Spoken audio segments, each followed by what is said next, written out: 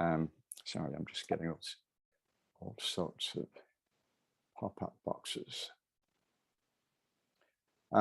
So what we'll be doing today is in the first half hour, I'll be speaking to the topic.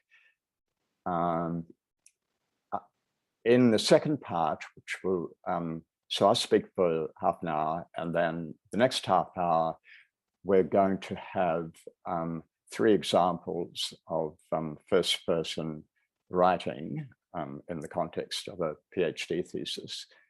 And then in the second hour, well, we'll have a break for 5 minutes after the first hour. And then in the second hour, or, large part thereof, I'll open it up to the floor and for a discussion about first-person writing as you are experiencing that in your own writing. I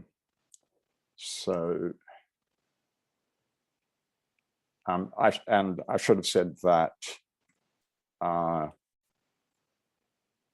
in the second half hour, the 3 examples are going to be coming from Vanica, Anissa, and myself. And Vanica and Anissa very kindly offered to offer their own insights and experiences in writing in the first person. They are both in the process of writing their PhDs at the moment and enjoying it enormously, I'm sure.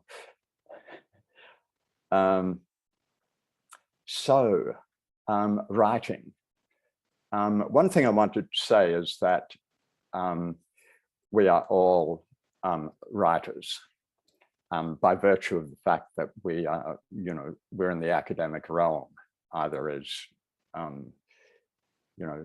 academics or PhD candidates, and we're in the humanities and social sciences. So by the nature of things, we are all heavily engaged in writing. And I'd also make the obvious point that this never ends. One never learns to write. One just continues to learn to write. It's a never-ending process. And in fact, I think it's best thought of as being a craft that you practice, and you learn various tricks along the way, and you try to sort of improve yourself. But you never actually get there, in the sense that it never stops. You never stop learning to write.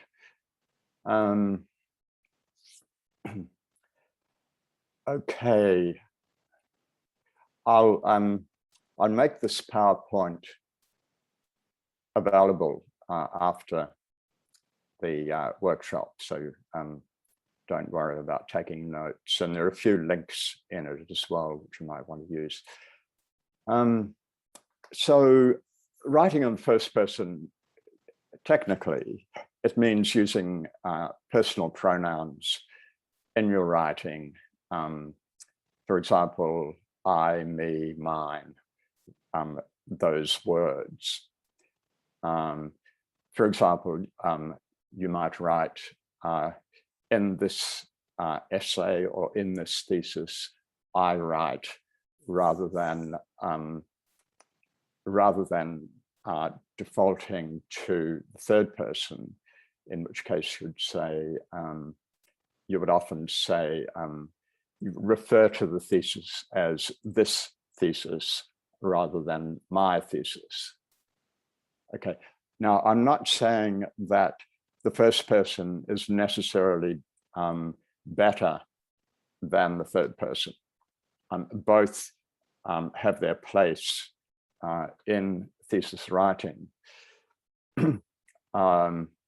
But I would say that until the last few decades, it's been more conventional to use the third person, not just in thesis writing, but in academic writing across the board. And even today, particularly in the sciences, you would normally never see the word I occur in a in a book or article. In the social sciences, and particularly in the humanities, which is where most of us are, over the last decade, it's become conventional to now use the first person quite often. So don't feel like you're breaking new ground by using the word I when you're writing. So this may seem simple enough, but in fact, sorry, jumping around here. The subject of using first-person mode has been quite contentious. And, in the 1980s and 90s, for example, there were academics who felt that the use of the first person kind of made their work too subjective, even that it undermined their credibility by making the writing seem too subjective rather than strictly objective. So what I've included down there is a link. I'm hoping the link will actually work. But anyway, the address is there for a University of Adelaide webpage on first-person writing that you might sort of feel inclined to have a look at. I'm going to draw quite a lot of my examples now from anthropological writing, and particularly ethnographic writing. And I'm going to take you back to the 1980s when a number of anthropologists began to challenge strictly third-person writing as being highly inappropriate to anthropology, and as even as being dishonest to an extent, and you'll see how that argument played out. So you had people like Clifford Geertz arguing about what they called author-evacuated writing, in which the author never reflects upon themselves in person, and it's as if the author, in fact, doesn't exist. So what they're referring to is a piece of writing, be it a book or a journal article, in which the author has become kind of invisible, because the author never refers to themselves personally in the writing. So, so the idea of the author evacuated style. Geertz argued that in ethnographic writing, particularly, the burden of authorship cannot be evaded. So what he's saying there, particularly in the case of anthropology, is that the author has been intimately involved in generating the information which is contained in this writing. I'm just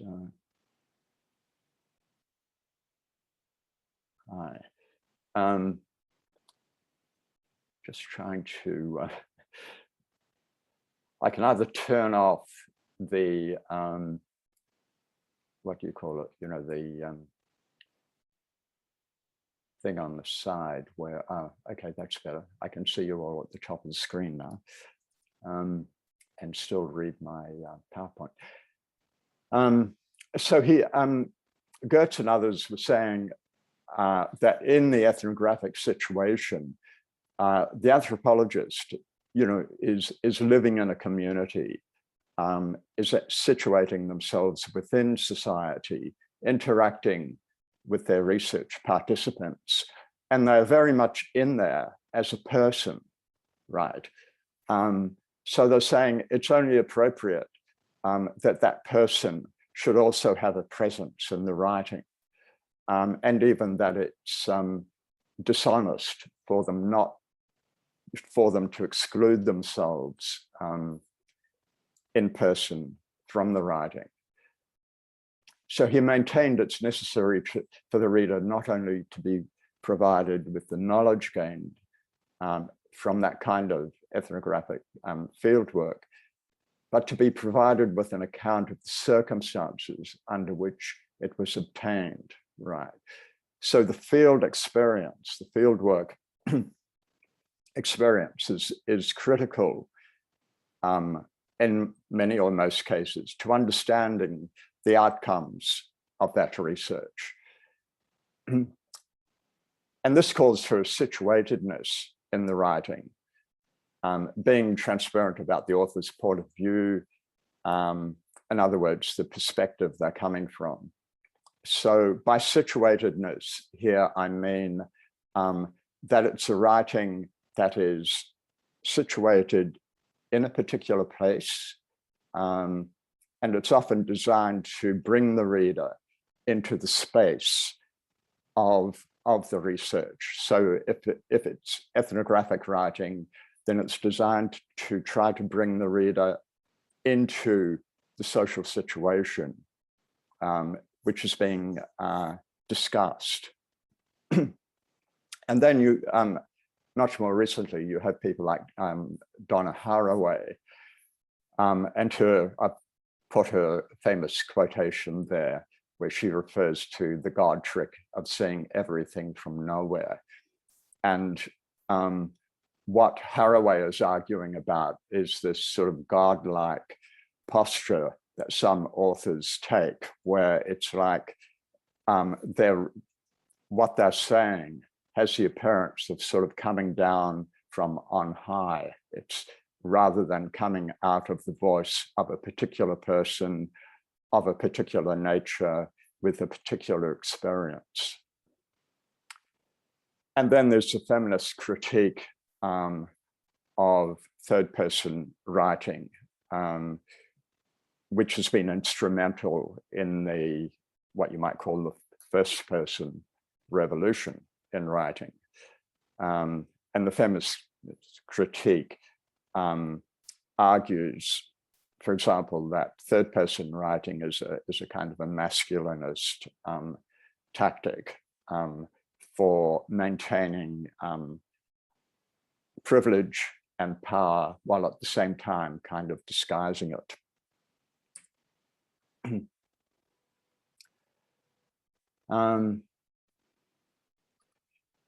Right. Okay. So none of the things I'm saying here are dogmatic in the sense that, as I said before, there's no correct way of doing this. There are numerous different styles of writing that you can adopt, numerous sort of writing tactics. Perhaps the most common situation in which a thesis author might want to use the first person is in the introduction of the thesis, where they're describing how the research came about. Okay, now,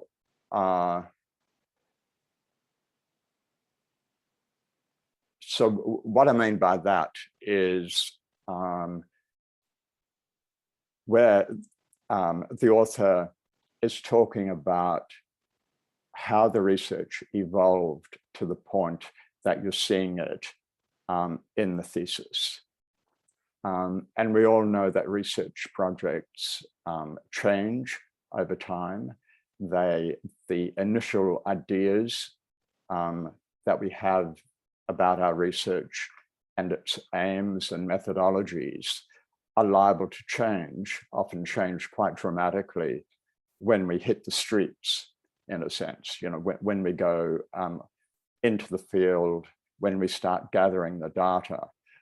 And so a lot of people writing theses want to explain that to the reader. And it very often takes the form of a first-person account of, this is my research, this is how it came about, this is the experience that I had in the field, and so on. So what they're setting up the reader to understand what the following chapters, how they came about. And in the second half of this, in the second part of the workshop, I'll refer back to my the introduction of my own thesis.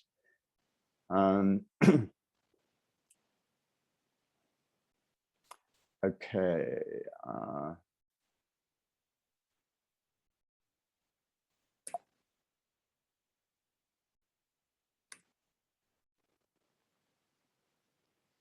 I'm going to refer here to a very famous book, volume, edited by James Clifford and George Marcus. It came out in 1968. It's called Writing Culture. And it was enormously influential in changing the way that scholars wrote, and indeed that PhD students wrote, particularly in the sense of first-person writing. And one of the main points that they make in the introduction to this point, to the book, and that the other authors, the authors of the chapters in the book make, is that ethnographies are literary creations. Okay, what they're saying is sort of, forget the difference between a novel and a piece of ethnographic writing. Just think of it all as being creative writing. In other words, a form of fiction. You can see how this, was slightly controversial in the field. And some people resisted very strongly the idea that there was anything at all fictional about what they were saying. But we're using the word fiction here, not in the sense of making things up or let alone telling lies, but we're using it in the sense that any piece of writing can only ever be fictional to the extent that it's something which is put together, something that makes sense and conveys knowledge by the trick of writing. And I'm hoping this would come clearer as we go on. Okay, yeah, I've got another link there to our website, which includes a retrospective essay on the book Writing Culture.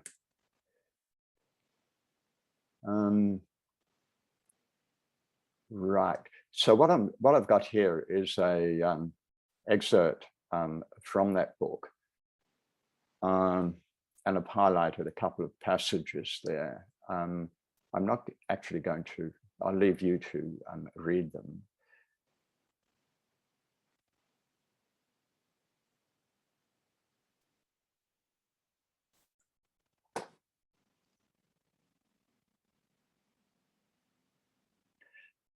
What they're saying there, and I'm sorry, I keep doing that. Okay, so they're saying that to say something is literary doesn't mean that it's made up.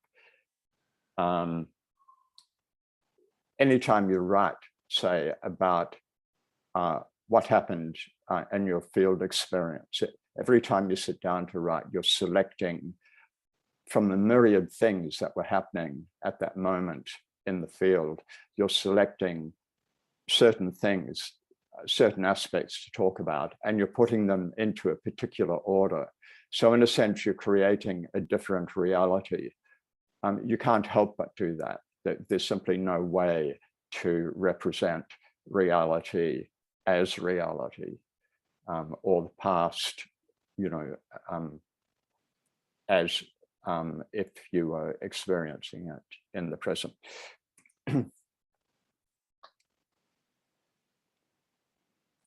And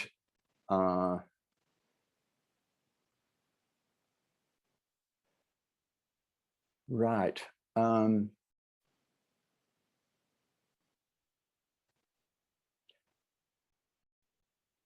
Okay, I'm going to skip over this slide and you can come back to it later because I'm very mindful of time slipping away.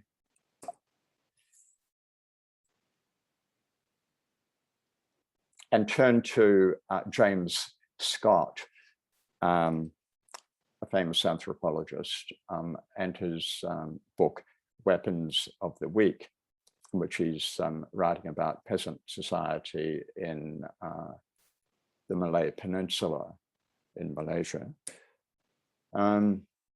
And Scott begins this work by bringing the reader straight into the picture, right? So he starts this chapter with an account of being in the village on a particular morning and what is happening in that village. He's taking the reader, or attempting to take the reader, and put them in the picture. That's where he's working, where he his field site was, a place called Sedaka. And he's using literary techniques like I realized at a particular moment, as we mounted the ladder to Hamza's house, I realized. Now, just attending to that word for a moment, this is retrospective. All writing is retrospective. We're always casting our minds back and bringing that into the present. So writing this, Scott is recalling that morning in the past, and he's recalling that at a certain moment, he realized something. Now, how he recalls that 3 or 4 years after he was in the field is a matter of speculation, but he might have been drawing, for instance, on his field journal in which he described that realization. But in using that term, I realized, he's bringing the reader back into that time, and moment by moment, I'm describing his realization in order that the reader can understand where he's coming from, where his knowledge came from.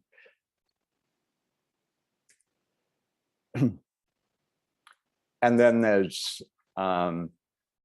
Michael Taussig, another anthropologist, and this is a book that he put out in 2011, which is based on his field notebooks, in which he often made drawings of what was occurring to go along with the text in his field journal. He talks about a moment, for example, when he was in the back of a taxi somewhere in South America, and he sees something out of the taxi window, and it starts a whole train of thought for him. that, you know, to some extent changes the trajectory of his scholarship going forward. I'll come back to field notes a bit later. Some of my keyboard is not working.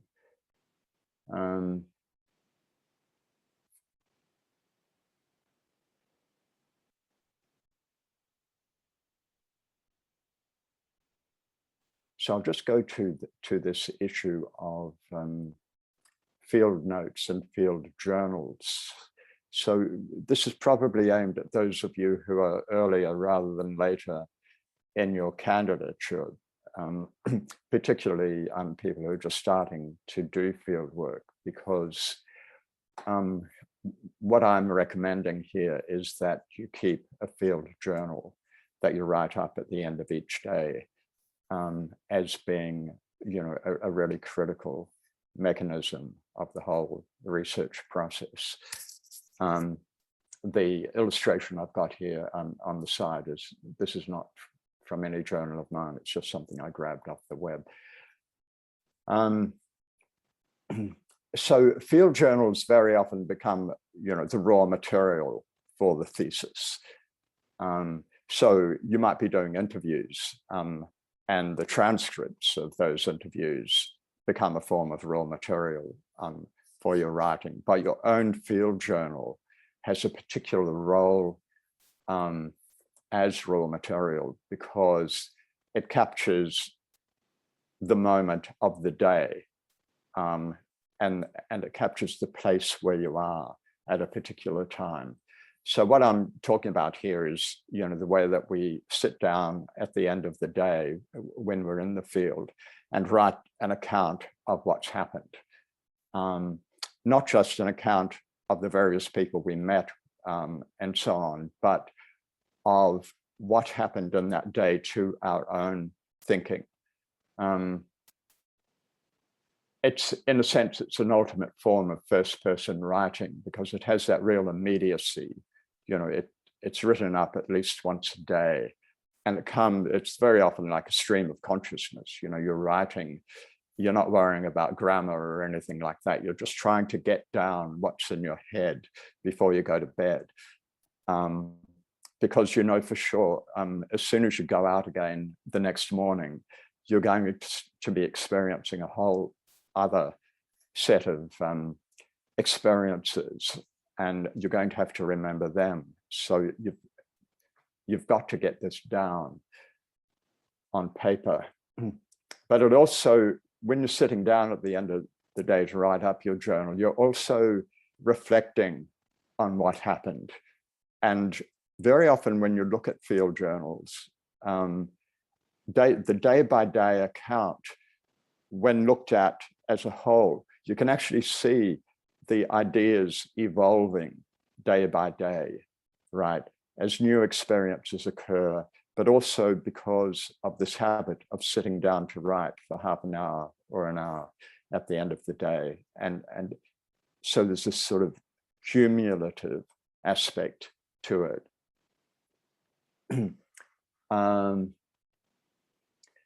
As well as journals, I don't want to make too much of a distinction here between notes and journals, but typically a journal is something that, you know, where you sit down by yourself and you spend a dedicated amount of time, like an hour or so, to writing an account of the day. But you're also likely to be carrying around a little notebook in which you're jotting down ideas, you're jotting down things that people have said. You might very often, you know, you write down the actual words that somebody said.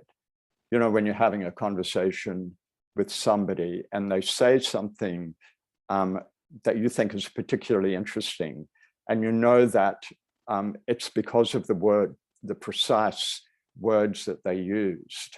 And unless you can remember that precise word sequence, when you try to put it in your own words, it just loses something.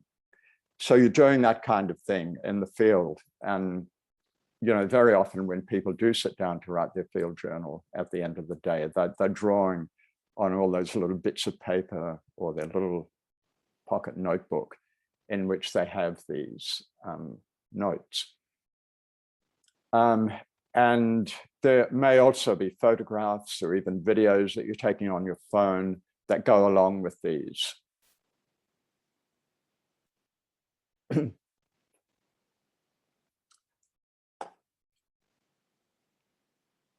Yeah, I'm running out of time here.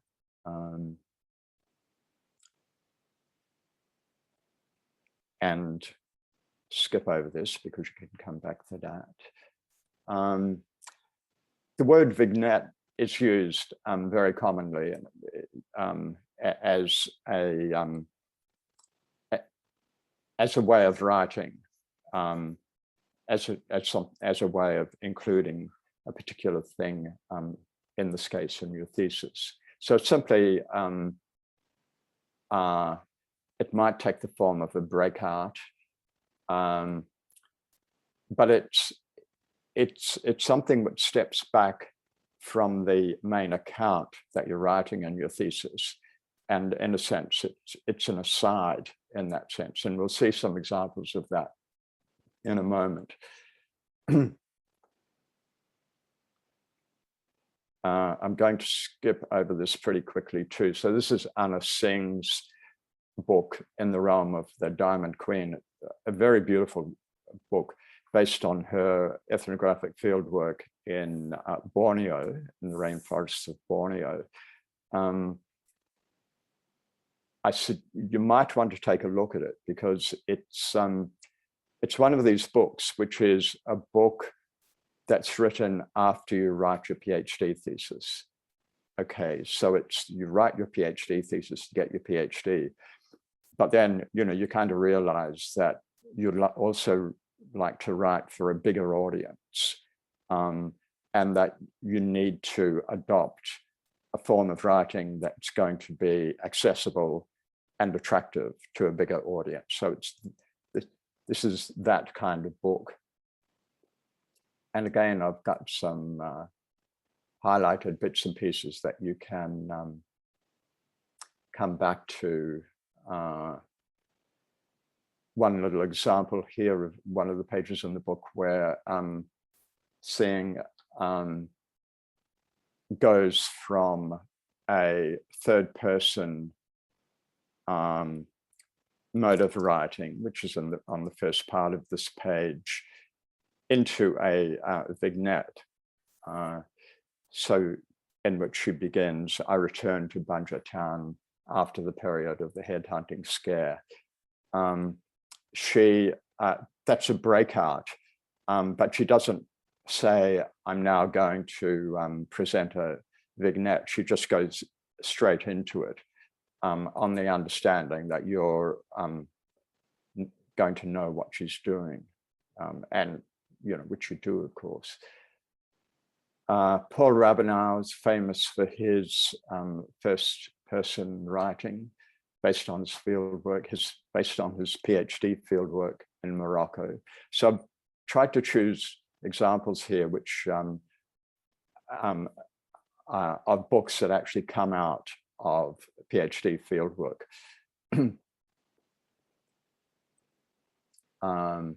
A lot of people have used Rabinow's book as an exemplar of how to write in this mode.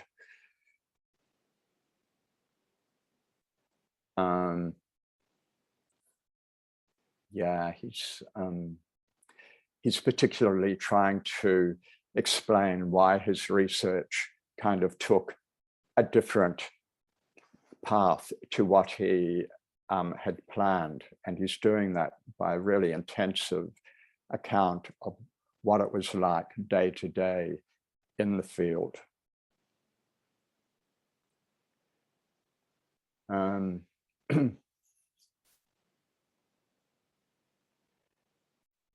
Okay, so, and it very much falls under the category of auto-ethnographic writing.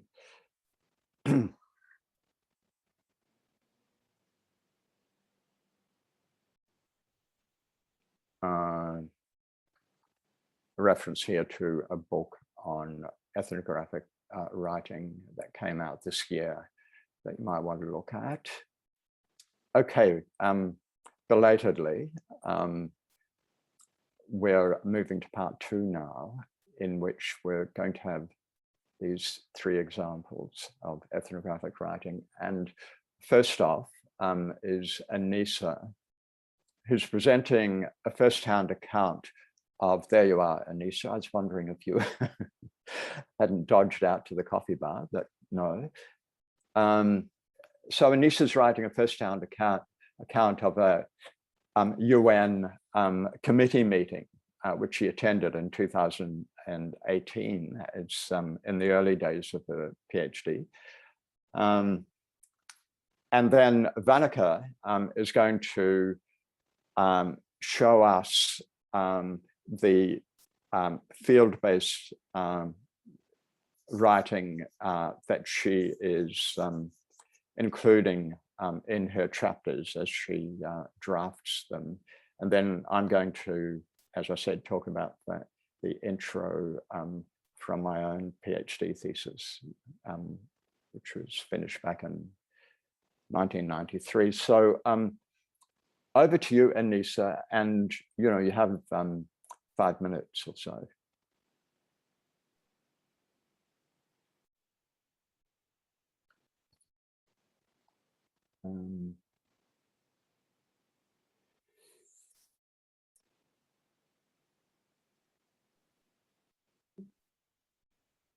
We can't hear you, Anissa, or at least I can't.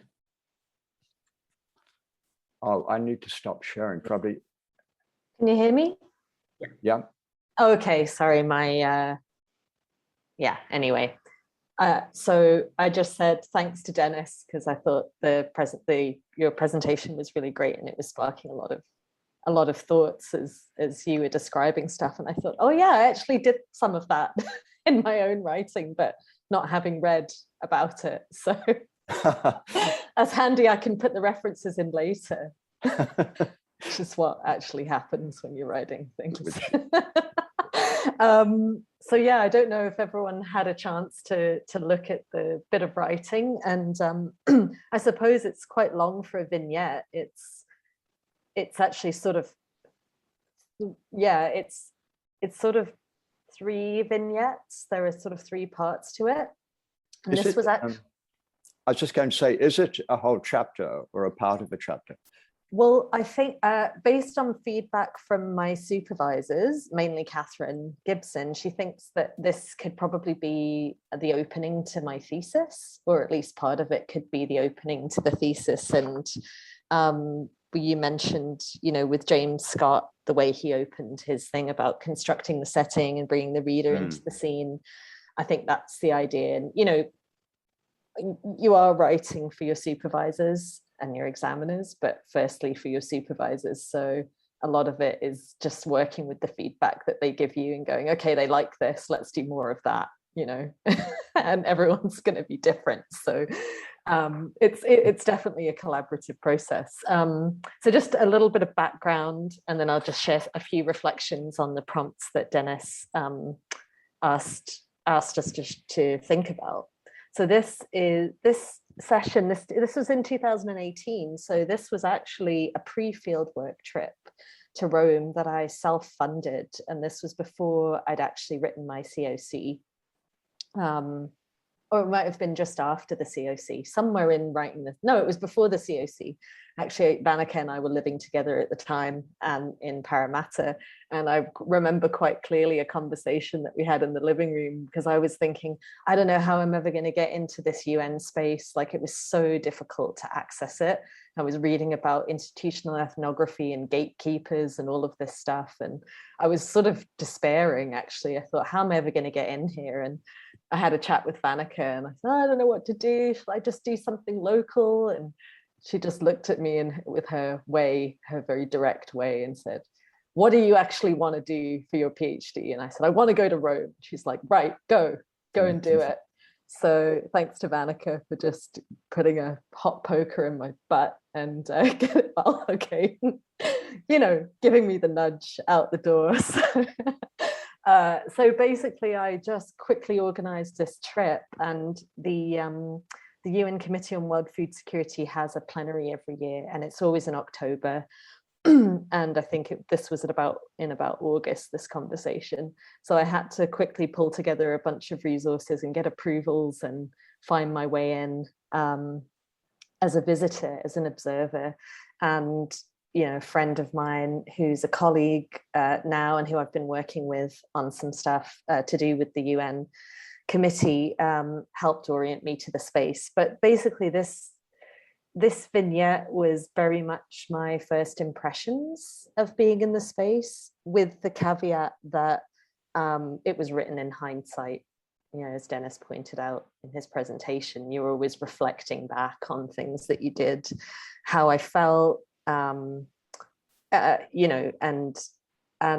think in terms of like keeping a fieldwork journal, well, I'll come back to that in a second, but a lot of my reflections were actually not really from journal notes, but they were like WhatsApp and Facebook messages to people that I was working with in the space, as more of a conversation about how I felt and what was happening. So my initial impressions of meetings, and then sort of debriefing with friends and going, oh my God, what was that? I didn't even understand what was happening. I felt like this, I felt like that. And it was a bit more of a conversation. And I actually then later pulled all of those conversational notes. And I had a bunch of voice notes as well that I would leave for myself, often when I was like walking to the UN FAO in preparation for meetings or coming back, because I was so fried and the days were so long that I just didn't really have often the capacity or the energy to sit down and then write a bunch of journal notes. So a lot of it was voice notes that then I transcribed later. So anyway, yeah, these were some reflections from my initial trip, and there's gonna be, I think I'm basically gonna, my thesis is gonna have a lot of this kind of writing in it from different moments that I participated in. So the context of my research is, it was kind of, my approach to it was solidarity research. So part of the reason I did this fieldwork trip was to see if my ideas for the PhD were of interest and going to be of any use to the social movements that actually participate in this committee. Because, we all know the kind of charges against anthropological and early, ethnographic research as being exploitative. And, there are huge efforts to, or there have been for a long time, to kind of change that and address those troubled histories. Geographers were complicit in mapping and aiding colonial projects and all of that kind of thing, right? So, I really wanted to try as much as possible to bring my own interests and skills and capacities into a conversation with what the movements, social movements and participants in this space were trying to achieve, and see if I could not only sort of shape my research into something that might be useful for them, but as in concert with that, actually make contributions to the work that they were doing. And those two things kind of dovetailed, which of course was great for my research, because as a participant, you're much more immersed in the processes. So I was able to attend a lot of meetings as a participant that I wouldn't have been able to as a kind of strict observer on the outside. But anyway, those are some specific things for my research, and everybody's going to have something different, or have a different kind of context there to work with. Yeah, so I suppose the approach here is, what I'm trying to do now is think about how I can use this writing approach, which is kind of like a more showing rather than telling approach, right? So bringing people into the scene and trying to present some of the theoretical concerns and questions that I had indirectly. So rather than saying, you know, what do we take for granted in politics that, you know, we might think about differently given the necessity of institutional change, I'm asking that question sort of more like maybe a film would do. So like showing a scene and then getting the reader to think about their, you know, the questions themselves. So less exposition, hopefully. But then of course, the challenge is you've got to write a PhD. So how then to weave the, you know, the literature into that, to develop my own theoretical framing and account, ask those questions and give some provisional answers, if you like. That's what I'm working on now. And I suppose, I think there's an interesting relationship between Denis, what you shared from the Clifford and Marcus. Is it Gifford? Oh, Gifford, yeah? Clifford, James Clifford and Marcus, where, you know, the slide that you shared about fictive writing and the sort of politics of representation. I think there's some interesting questions for us to ask about the relationship between the politics of representation and something that's kind of become a truism now in social science and humanities research, which is that research is performative. So I think, you know, that's really well established, right? We know that what we do in our research has an effect, that we are not, you know, outside observers, even if we really try to take on the role of an outside observer. It's a performative process, but and this actually comes from a book called Inventing the Social, the introduction to a book called Inventing the Social, which I could share with you if you're interested. But in that introduction, they raise this question. Okay, they say, well, we know now that research is performative, but maybe what we haven't quite figured out or elaborated well enough is what's the relationship between that performativity of research and the politics of representation in research. So I think that's a really interesting question to explore. And then I had one more point and then I'll wrap up.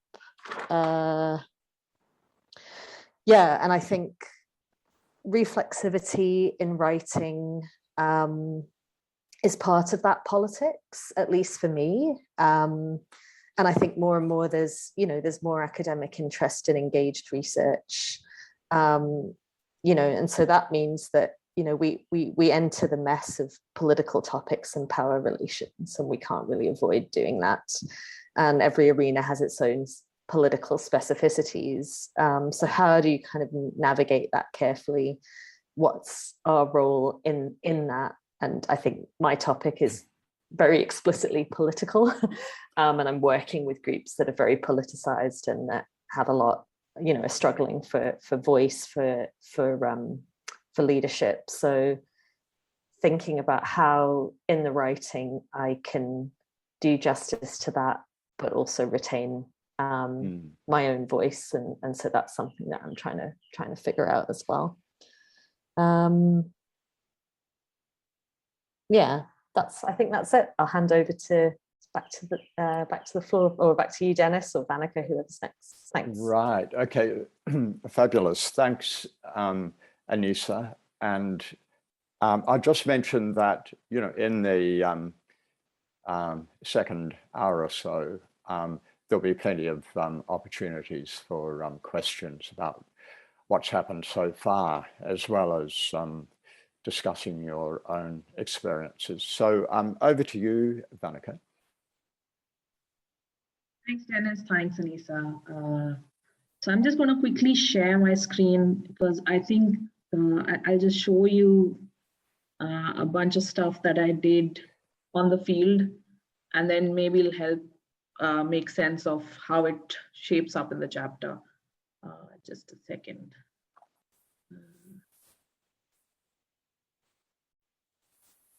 So this is actually every week I've taken over 8,000 photographs of my field. Obviously, no one is looking at 8,000 photographs. So even while I was there, every week I would spend, like I would pick the 10 or 12 best photographs of the week and just write down why I had taken them.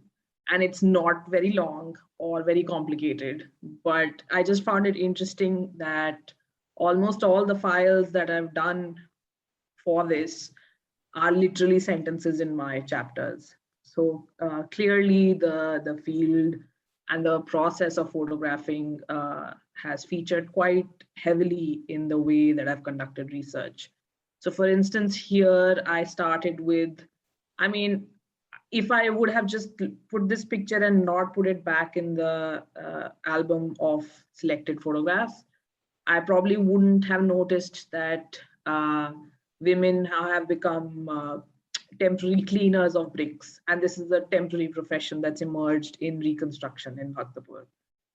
And similarly, like if one day hadn't cleared up on my terrace and made me obsessive about taking pictures around my house, I might not have noticed how starkly water tanks had become part of the cityscape, which seems like it has nothing to do with anything, but actually it's only because terraces are flat in Bhaktapur, where once they were sloped, that you can put a tank on a terrace, which changes the landscape quite a bit. So there was a bunch of stuff like this. For example, an idol inside the museum and an idol outside the museum get treated very differently. And just this sort of mini curation that I did on site ended up becoming sections of my chapters. So in that sense, and I'll just show you a couple of notes that I took, and you'll see how. So I don't know how many of you have actually looked through the stuff that Denis sent across, but my vignettes, so to speak, are 100 or 150 words. And for example, if you look at the one where I talk about the first one that is in the chapter is me looking at this demolition and then reconstruction process. So it's actually 150 words, but it's a compilation of 3 different sets of field notes. Can you give us a page number for that, Annika? I'll just share it because I have so many of those files. I don't even remember which one I've given Denis. Yeah, so it's the first vignette. So this is the size of the vignette. It talks about June 2019 in the first two sentences, where I'm literally just talking about the demolition, what's happening before the demolition. Then a week later, I talk about the demolition itself. And then actually I talk about something which happened 6 months later. So actually this 150 words covers almost a year of field work on and off. But it sort of seems like it's all continuous, which is a deliberate thing, because even though I wasn't there throughout, I needed it to seem like it's part of the same continuing process, because the chapter that this belongs to talks about how different stages of reconstruction authorize it, and how it's important to recognize different kinds of authorization that take place. So this sets a scene and places you in the site, but what it also does is strategically draws you into the main theme of this chapter. So I have basically 3 or 4 chapters like this. Each of them have a sort of tri-theme schema going. That's just because I like structure and I'm obsessed about it. And each of them begins with a 150 to 200 word vignette. That's not to say that the rest of the chapter suddenly disconnects from it. if you actually continue reading, it's very much based in the same site. But what begins to happen is that it starts to pull together from my archive research and my mapping and my interviews. And what I do in the beginning of each chapter is sort of explain what sources or what methods, because each chapter is slightly different. Like, for example, the chapter that Denis circulated is quite heavily based on what I saw. But there's another chapter which is really heavily emphasizing on the interviews I took. So the vignettes of that chapter are slightly different. They are more based on the conversations I had. So each chapter then sort of shifts even in the way that I phrase the vignette, so that it begins to place you, but place in a very specific way. And then across different chapters, there is a sort of system and there's an attempt at rhythm. It doesn't exist yet, but the hope is that one day it will. That rhythm will sort of, you will expect it in each chapter, but it'll shift as well. So it's not like the boredom of reading the same kind of thing is hopefully then mitigated, because each chapter has a slightly different way of explaining the same place. Because there are actually vignettes of the same building, the same reconstruction, but told from different angles. So my thesis is not a linear thesis in that sense. You could potentially put this chapter as the first of the empirical or the last, and it wouldn't really matter except for cross-referencing, because each chapter looks at a different theme and a different angle rather than a different chronology, which makes it very difficult to write. And that's something I'm guessing a lot of you might struggle with, which is simply, do I write in present tense, past tense, or continue? Like, which tense am I writing in? And I often switch. I was very obsessed about it in the first year of writing.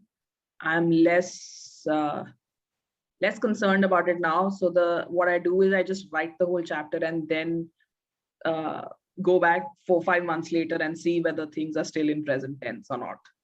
So it's a bit of a cheat, but it's working so far. I'll just quickly show you one more thing.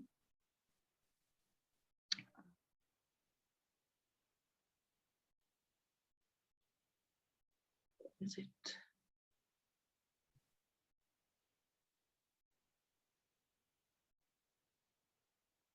Yeah.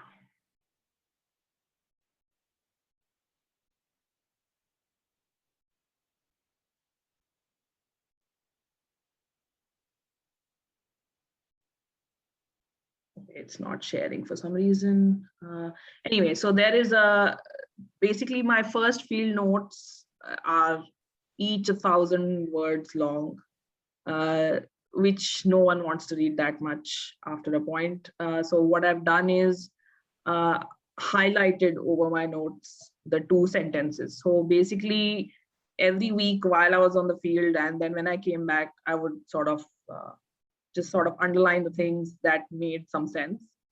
And again, those are the things which have ended up in the thesis, even though there is like a whole giant sheaf of notes, which sounded very nice to me at the time, but which in retrospect are just for me, not really for the world. So I say that that's one thing that really helped, was to edit as I went along, rather than, because if I had to do that now, I think I'd probably just give up. Yeah. Yeah, that's it for me. Thanks, guys. Thanks, Vanika. That's fantastic.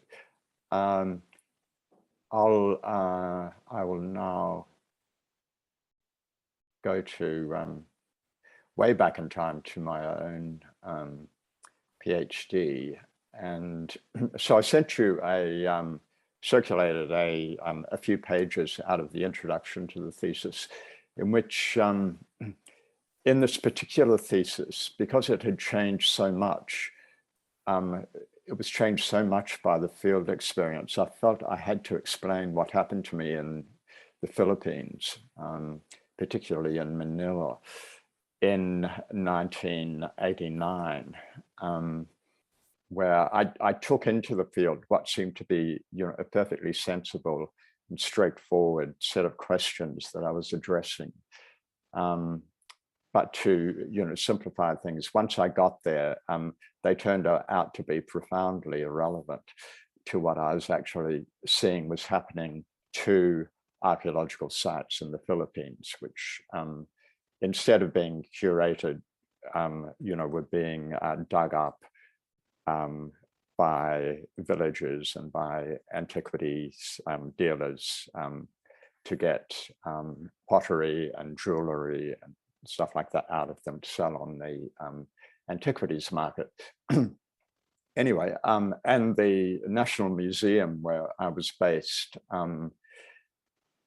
some parts of the museum were unfortunately involved in this as well. There was all sorts of mad stuff going on. And so I used the first person mode in the introduction to try to convey the feeling of that experience of a PhD student who, goes into the field armed with a whole lot of reading they've done, a whole lot of thinking about their methodology and so on, and finds that what they're seeing there, what they're experiencing in the field really demands a rethinking of the project. I'm not saying that, the whole project is thrown out and a new one adopted, but it calls for a lot of modification and a lot of flexibility on your own part.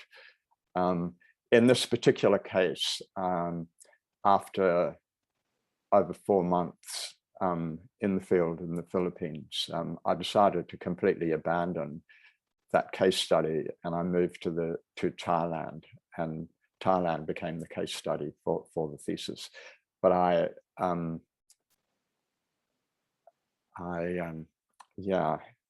later went